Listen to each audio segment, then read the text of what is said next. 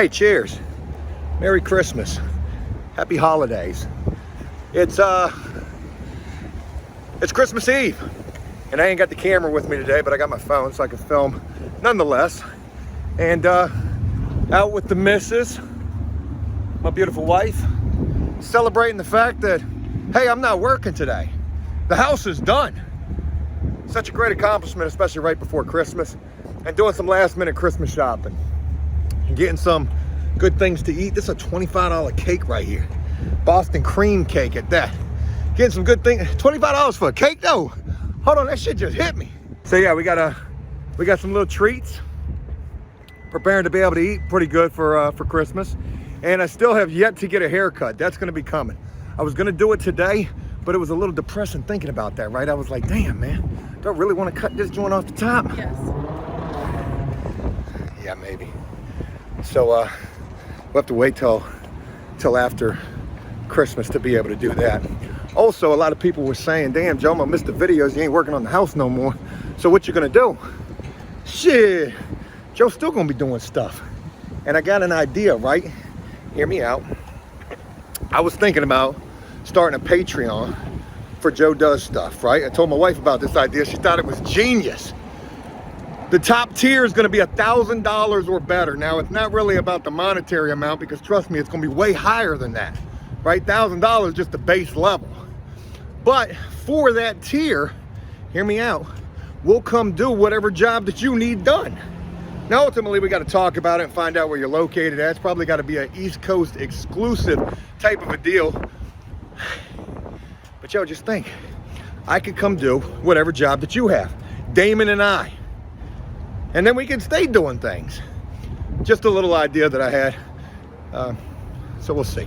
But right now, all work. Hey, we ain't thinking about no work right now. We're thinking about the holidays and the fact that it's the day before Christmas.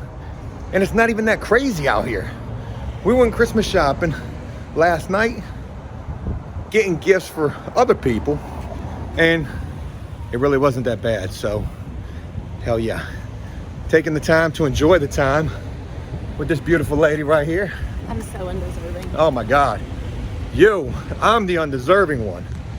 And we're going skiing next week. So we'll be taking you guys along for that as well. All right, let's see what else we get into today. All right, it's later in the day, Christmas Eve, and there's only two ways to travel on Christmas Eve. You got to be wary of police, roadblocks, quotas, things like that. So you're either going to travel, I don't know if you can see that, by bicycle or by electric bike, the EV. Dan, that joint is flexing right there, and It looks like it's got bicycle handles. yeah, it's street legal too, though. That little sucker right there, hey, that joint will do the do for you. So we're just out here enjoying this day. It's 60-degree weather, riding bikes, taking pictures in front of the big old Christmas tree right there, and making the most of it. It's not always about the gifts. Sometimes the things you have in life are the best gift of all.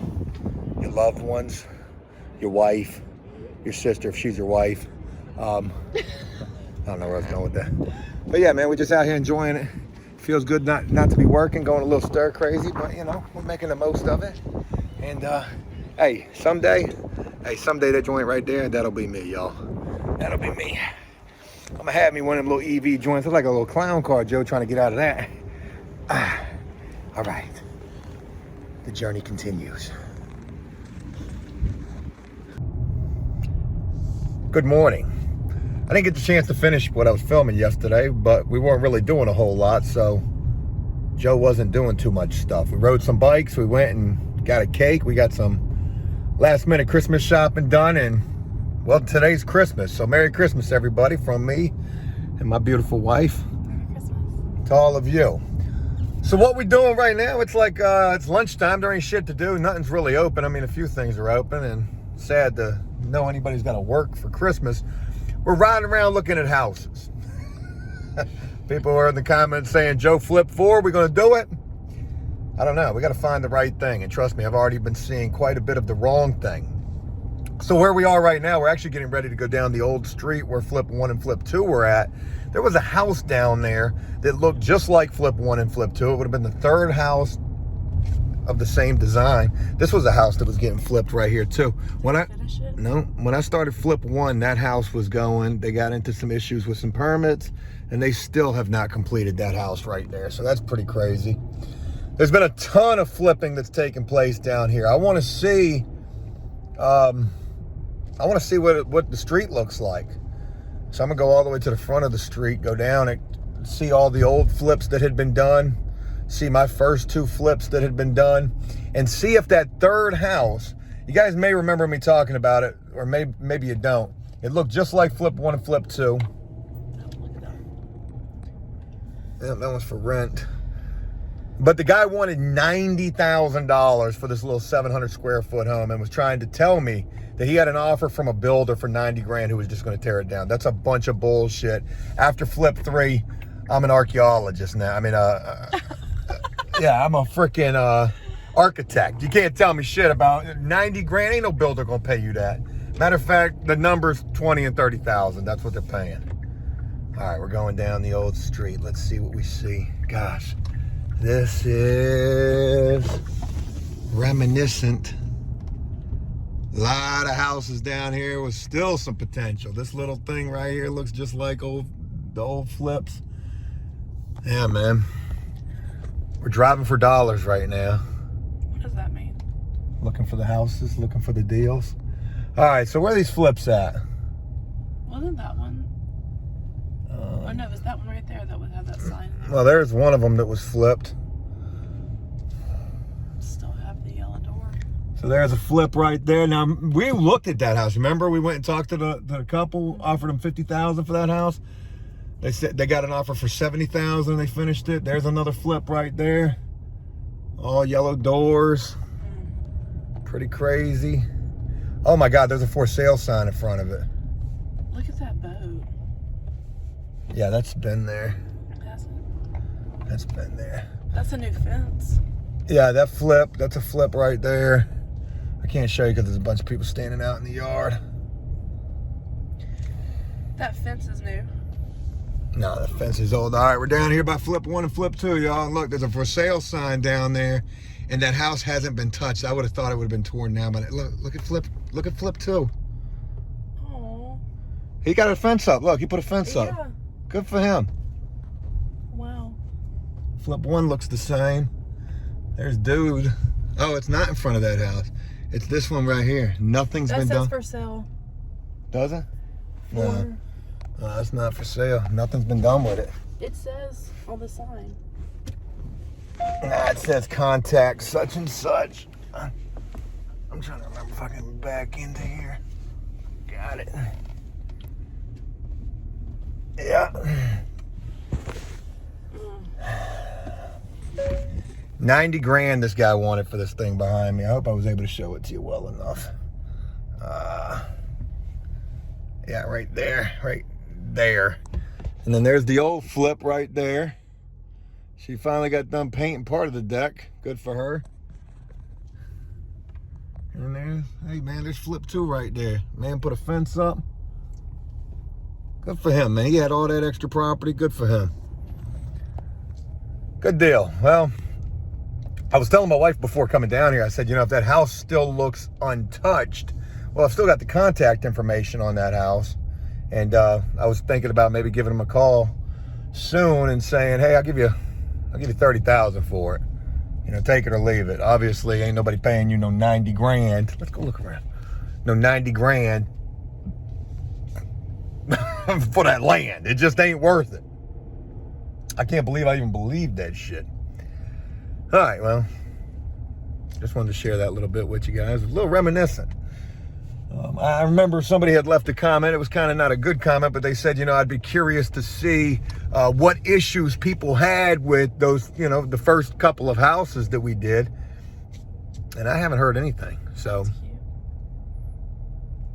that one looks like it's been flipped right there. They're doing hair on the front porch. Good for them. Look, their freaking gazebo's blown over into the street right there. Their little tarp tent situation. Working on Christmas, that sucks. Yeah, man, these little cookie cutter houses like this, I wouldn't mind going back and doing another smaller house. We just gotta find what it is. So I've got some things in mind, to say the least, in terms of another house, a different way of doing a house. You know, there's a couple of things, and I'm gonna be sharing with you guys. There's one for sale right there. That one's been redone, probably. Yeah, it looks a little bit Iron Valley. I need to look up some of these houses, but you can see there's quite a bit of flipping that's been done in here. A lot of this stuff looks relatively new. It don't look too shabby right there. Mixed in between a lot of houses that could still use it. So I got some ideas. Wow, that's a big old, That's pretty. nice one. So yeah, I'll be sharing that with you guys real soon, and also doing some reaction to some houses that just ain't it, Chief. Just ain't it. Wait till you see some of this stuff that I've run across. So I'll share more about that with you guys in the upcoming future. I'm gonna dry the top of that. The turkey. Yeah, I'll let you do it first. Joe doing things up in the kitchen. Me and my wife, we getting that Christmas bird ready. Lucy watching. She like, I want some turkey too. Louie's like, let's go get the squirrels. They outside. Yeah. So this is, we've been cooking turkey for Thanksgiving and for Christmas, and I still have not mastered the technique of how to cook a frickin' turkey and get it perfectly browned. I've used way too much chicken broth and chicken stock, and so I've been reading a lot on it. So we're gonna cover this bird for 2 hours, and then we're gonna leave it uncovered for the rest of the time. We ain't got a whole bunch of liquid down in the bottom of the pan, because I usually always do that. So it's just a lot of vegetables that we got stuffed in its hind parts. We got the butter base mixed with all the condiments, or all the seasonings up underneath of the skin right there. And this joint gonna come out better than Daddy Gordon Ramsay. Maybe. Probably not, right? But hopefully we at least master the technique of golden brown turkey on Christmas. Christmas dinner. Even better than any presents you could hope to get. All right, I figured no better time than right now to end my vlog of Joe doing not too much. Enjoying not working on the house and being done with the house and trying to figure out what's coming after the house.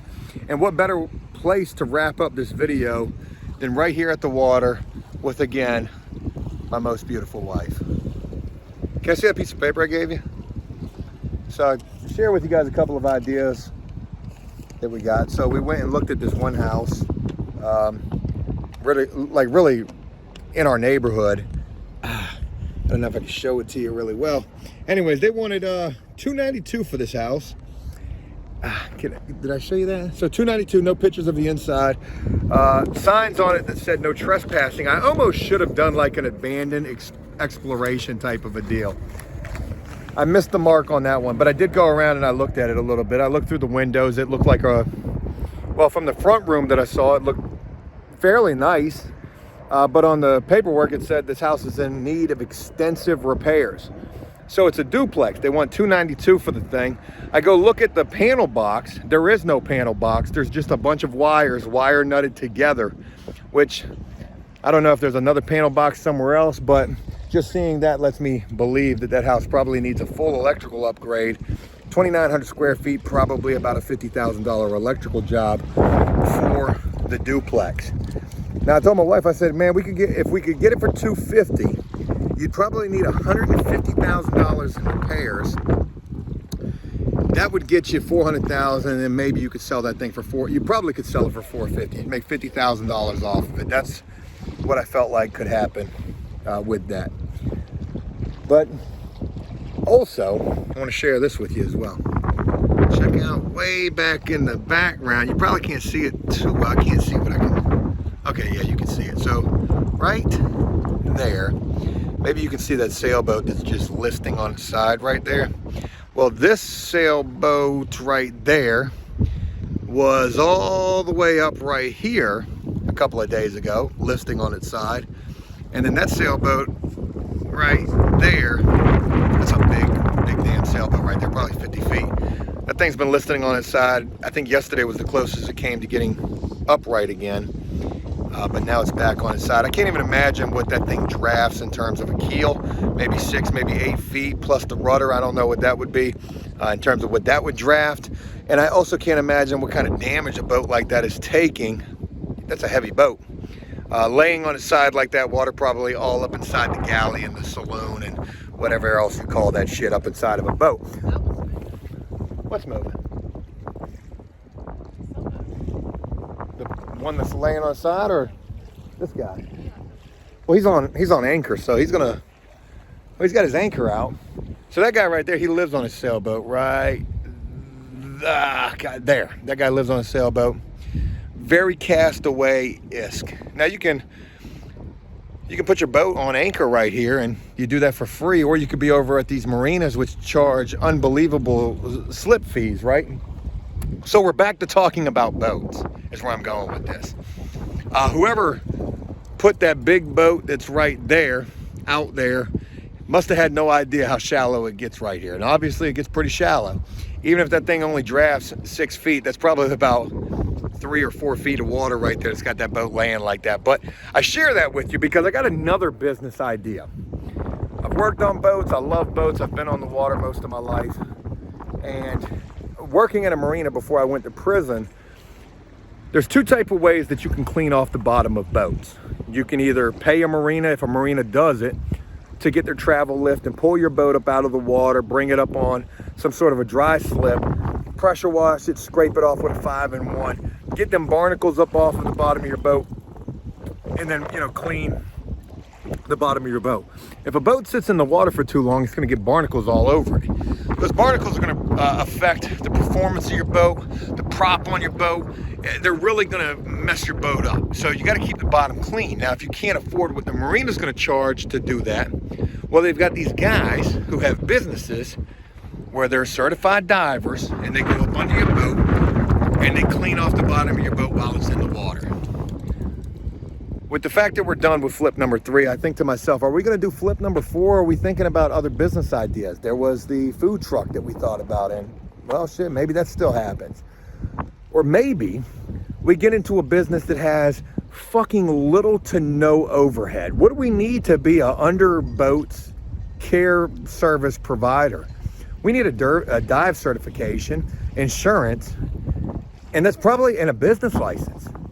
That's probably about it. We don't need any dive equipment, which probably gets kind of costly. But think about how much money a boat, especially a 50-foot or better, is going to pay to get their bottom cleaned. And then think about the yachts where money means nothing.